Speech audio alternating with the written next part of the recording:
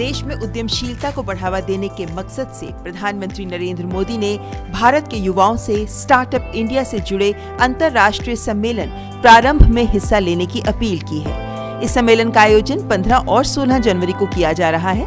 प्रधानमंत्री ने एक ट्वीट करके देश के युवाओं से कहा कि कोविड के चलते ज्यादातर कार्यक्रम वर्चुअल तरीके से आयोजित हो रहे हैं, जिसमें युवाओं को भी शामिल होने का मौका मिला है। ऐसा ही एक अवसर प्रारंभ के रूप में सामने आ रहा है, जिसमें हिस्सा लेने के लिए मैं युवाओं से अपील करता हूं। एक लिंक्डइन पोस्ट में प्रारंभ के बारे में जानकारी देते हुए पीएम मोदी ने लिखा, साल 2020 में लोगों को अपनी कार्यशैली में बदलाव करना पड़ा। वर्क फ्रॉम होम के जरिए तकनीक की स्वीकार्यता बढ़ी। मेरे लिए इसका मतलब है ऑनलाइन ज्यादा कार्यक्रम जो बेहद उत्पादक रहे। मुझे वैज्ञानिकों, मेडिकल प्रोफेशनल्स, कोरोना वॉरियर्स, शिक्षाविदों, उद्योग जगत के नेताओं, नवाचार करने वाले युवाओं और आध्यात्मिक गुरुओं से संवाद का मौका मिला। वर्चुअल तरीके से द्विपक्षीय और बहुपक्षीय मंचों पर वैश्विक नेताओं से संवाद हुआ। भारत में इसके जरिए सार्वजनिक कार्यक्रम आयोजित हुए, जिसमें कई दूरगामी विकास योजनाओं को लॉन्च किया गया।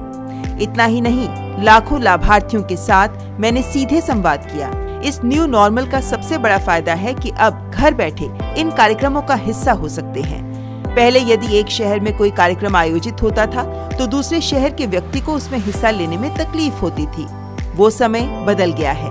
एक ऐसा ही अवसर 15 और 16 जनवरी को प्रारंभ यानी स्टार्टअप इंडिया अंतर्राष्ट्रीय सम्मेलन के रूप में आ रहा है।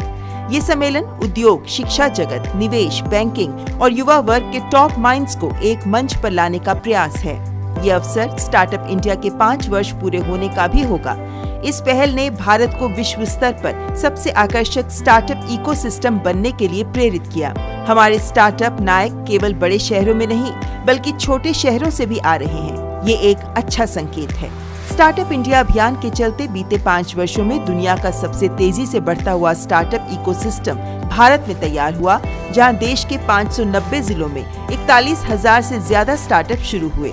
औसतन हर स्टार्टअप 11 लोगों को और कुल 4,60,000 से ज्यादा लोगों को सीधे रोजगार दे रहा है। इतना ही नहीं, स्टार्टअप में 44% की हिस्सेदारी महिला उद्यमियों की भी है।